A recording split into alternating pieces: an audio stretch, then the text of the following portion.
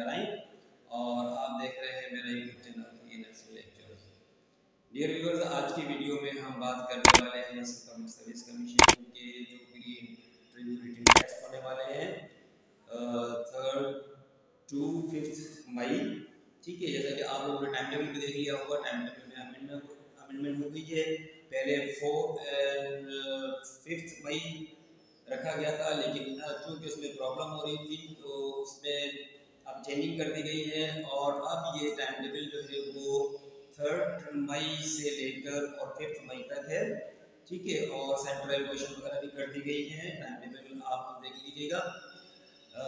इसके साथ ही मैंने चूँकि सिलेबस की वीडियो अपलोड की थी तो उसमें जो सिलेबस पब्लिक सर्विस कमीशन ने दिया है उसके मुताबिक जो स्टाफ नर्सेस का जो एग्ज़ाम होने वाला है यानी प्री इंटरव्यू रिटन टेस्ट होने वाला है वो एमसीक्यूज पर मबनी होगा।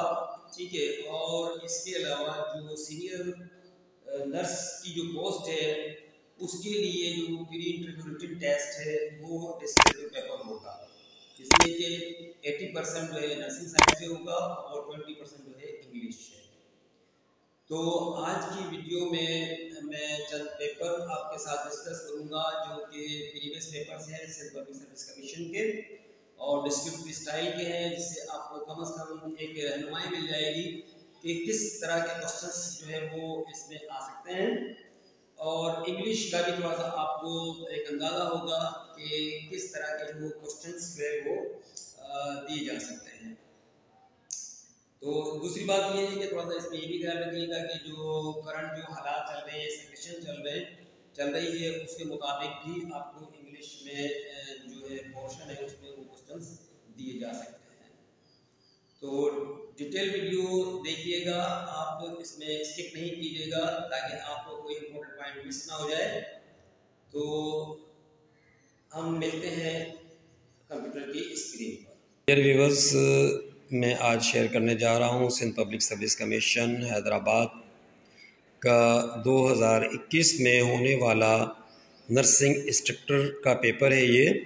ठीक है जी, और ये प्री इंटरव्यू रिटन टेस्ट के लिए जारी किया गया था। तो ये जो है आप इसमें देख लें कि इसके मैक्सिमम मार्क्स 100 हैं और इसमें नोट ये है कि attempt any 5 questions. Question number 1 is compulsory, all questions carry equal marks, यानी कि 5 करना है तो 20 मार्क्स का एक है। तो जैसा कि मैंने कोर्स जो सिलेबस की जो वीडियो थी उसमें मैंने आपको बताया था कि जो 17 का जो पेपर है, जैसे जो सीनियर नर्स का है या जो बीडीएस डॉक्टर्स का आपने देखा था, ठीक है, तो वो जो पेपर है वो था 20% मार्क्स थे उसमें इंग्लिश, जनरल इंग्लिश के, और इसके अलावा 80% प्रोफेशनल था। तो इसी तरीके से यहाँ पे जो पहला क्वेश्चन है ये वो 20% इंग्लिश वाला ही है। तो इसमें कुछ टॉपिक दिए गए हैं, इससे आपको एक आइडिया मिल सकता है कि नेक्स्ट जो वो करंट कोई अफेयर चल रहा हो तो आप उस पर तैयारी कर सकते हैं। तो पहला जो यहाँ पे है ऐसे का है ये, और क्वेश्चन नंबर 1 में write an essay on any one of the following topics. Number 1 importance of national integration, number 2 ethnic violence in the Muslim world, और थर्ड है Urdu being the national language should be the medium of instruction in higher education. ठीक है जी, ये question number 1 था। Question number 2 से जो है हमारे ये प्रोफेशनल क्वेश्चन स्टार्ट हो जाते हैं। तो इसमें आप देख लीजिए, write definition, advantages and disadvantages of any 4 of the following teaching methods. इसमें है demonstration, problem based learning, role play, simulation, seminar और ग्रुप डिस्कशंस। तो ये कुछ टॉपिक हैं, ये प्योरली टीचिंग से रिलेटेड हैं। तो इंशाल्लाह ताला आप कमेंट्स कीजिएगा, तो इंशाल्लाह ताला जो ये टॉपिक दिए गए हैं इस पर भी मैं एक वीडियो अपलोड कर दूंगा। इसका मटेरियल मेरे पास है, पूरी बुक है मेरे पास, जिसमें ये तमाम जो कैटेगरीज़ हैं या जो मेथड हैं टीचिंग ये उसमें हैं, शॉर्ट में है। इंशाल्लाह ताला उसका बेनिफिट आपको ज़रूर मिलेगा। Question number 3, describe lumbar puncture, it's indication, complication and post procedure nursing care. अब यहाँ पे लंबर पंक्चर की आप डेफिनेशन देंगे। डेफिनेशन देने के बाद इंडिकेशन है कि क्यों किया जाता है लंबर पंक्चर और इसकी कॉम्प्लिकेशन क्या हो सकती हैं और पोस्ट प्रोसीजर जो नर्सिंग केयर क्या होगी। ये क्वेश्चन नंबर 3 था। क्वेश्चन नंबर 4 में है draw and explain grading scale use for documenting muscle strength. Muscle strength से मुतल्लिक यहाँ पूछा जा रहा है कि ड्रॉ करें और एक्सप्लेन करें grading scale for documentation.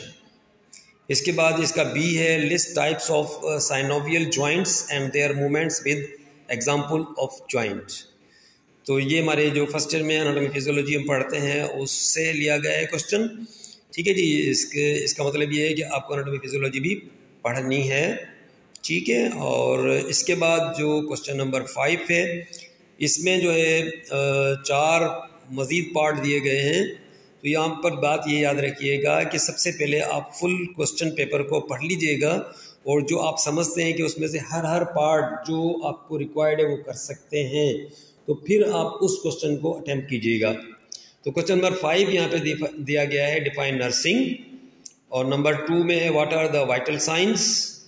Vital signs की डेफिनेशन मालूम की गई है। Number 3 define nursing process and its steps.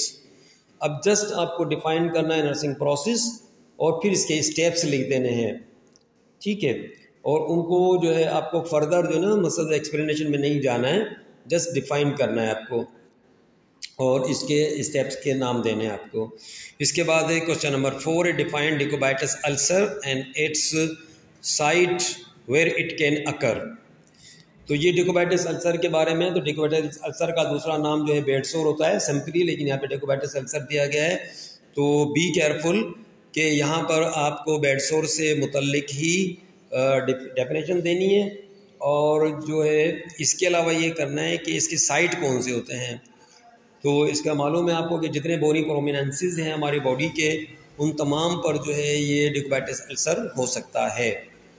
और जिसमें हमारे सैक्रम का रीजन है मोस्टली वहाँ पर होता है। इसके अलावा जो है हमारे जो लेग्स हैं वहाँ पर जहाँ भी हमारे बोनी प्रोमिनेंसेस बेड को टच कर रहे होंगे तो वो प्रेशर की वजह से वहाँ पर ये सोर बन जाते हैं। अच्छा, इससे मुझे याद आया कि डिकोबाइटिस अल्सर या बेड सोर या प्रेशर सोर्स भी इसको कहते हैं। तो डिकोबाइटिस अल्सर के बजाय अगर प्रेशर सोर्स आ जाए तो भी आपका मतलब आपको बेड सोर के बारे में ही मालूम किया जा रहा है।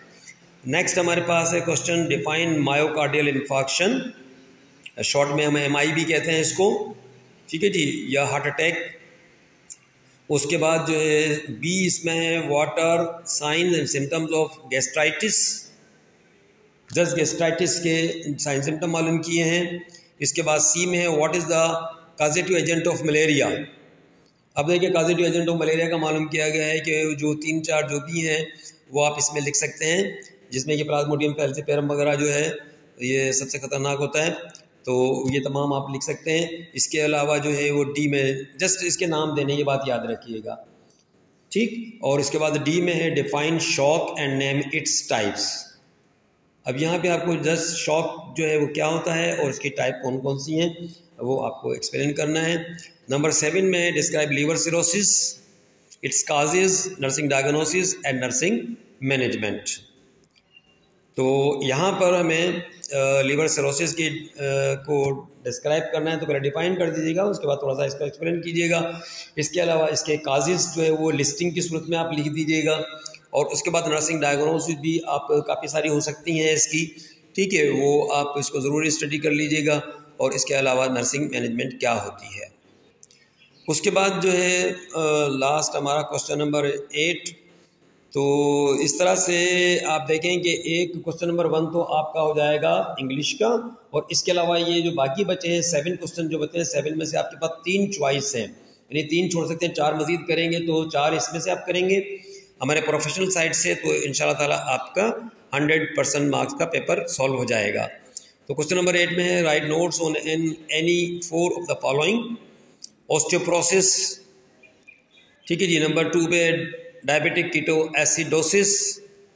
Number 3 Cushing syndrome. Number 4 liver abscess. Number 5 intestinal obstruction, and number 6 जो है ग्लाइकोमा।